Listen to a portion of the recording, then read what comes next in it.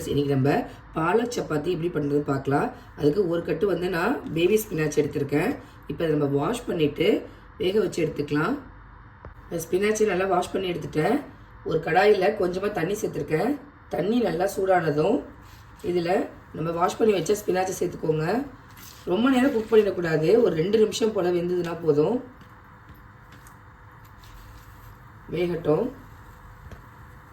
பாருங்கள், இது 2 நிமிஷம் போல் வெந்துருச்சு. இப்போ இதை அப்படியே எடுத்துட்டு நம்ம ஐஸ் க்யூப் வச்சுருக்க ஒரு பவுலில் சேர்த்துட்றேன். அப்போ தான் வந்து இது கலர் நல்லா சேஞ்ச் ஆகாமல் இருக்கும். எடுத்து இந்த மாதிரி பவுலில் சேர்த்துக்கோங்க.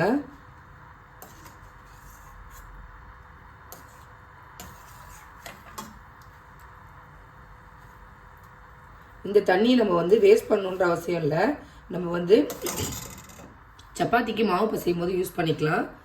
இப்போ இதை ஐஸ் க்யூப் இதில் போட்டிருக்கேன். ஒரு 2 நிமிஷம் அப்படியே இருக்கட்டும். அதுக்கப்புறமா நம்ம மிக்ஸி ஜாரில் சேர்த்து அரைச்சிக்கலாம். அதை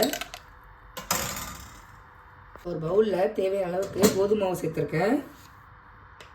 அது கூட சால்ட்டு, நான் வந்து வேக வச்ச பாலக்கீரையை அரைச்சிட்டேன். இப்போ அந்த பேஸ்ட்டையும் இது கூட சேர்த்துக்கிறேன். சேர்த்துட்டு நம்ம பாலக்கீரை வேக வச்சுருந்தோம்ல, அந்த தண்ணியையும் இது கூடயே சேர்த்துக்கோங்க. சேர்த்து இந்த சப்பாத்தி மாவு கூடயே கொஞ்சம் கொஞ்சமாக சேர்த்து மாவு பிசைஞ்சிக்கோங்க. பாருங்கள், நான் மாவு பிசைஞ்சிட்டேன். இந்த மாதிரி பதத்தில் ரெடி பண்ணிக்கோங்க. இதுக்கப்புறமா நம்ம நார்மலாக எப்படி சப்பாத்தி சுட்டு எடுப்போமோ அதே மாதிரி செஞ்சு எடுக்க வேண்டியதுதான்.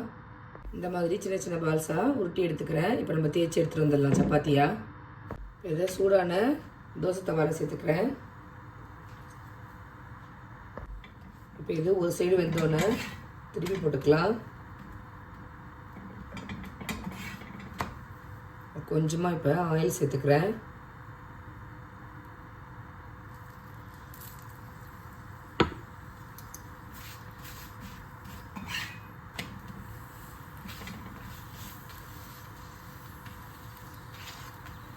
இந்த மாதிரி திருப்பி விட்டு 2 சைடும் நல்லா வேக வச்சு எடுத்துக்கோங்க.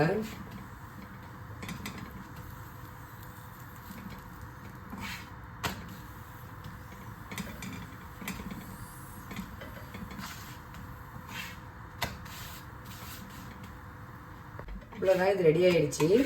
ஒரு பிளேட்டுக்கு ட்ரான்ஸ்ஃபர் பண்ணிக்கிறேன். பாருங்கள், சூப்பரான பாலக் சப்பாத்தி ரெடி ஆகிருக்கு. எவ்வளோ சாஃப்டாக இருக்குது பாருங்கள். இது ரொம்ப நேரத்துக்கு இந்த சப்பாத்தி சாஃப்டாகவே இருக்கும். நீங்களும் இதே மாதிரி உங்கள் வீட்டில் செஞ்சு பாருங்கள். எப்படி இருக்குது அப்படிங்கிறத கமெண்ட் பண்ணுங்கள். நான் போகிற ரெசிபீஸ்லாம் உங்களுக்கு பிடிச்சிருந்தா நம்ம சேனலை லைக், ஷேர் அண்டு சப்ஸ்கிரைப் பண்ண மறக்காதீங்க. தேங்க்யூ.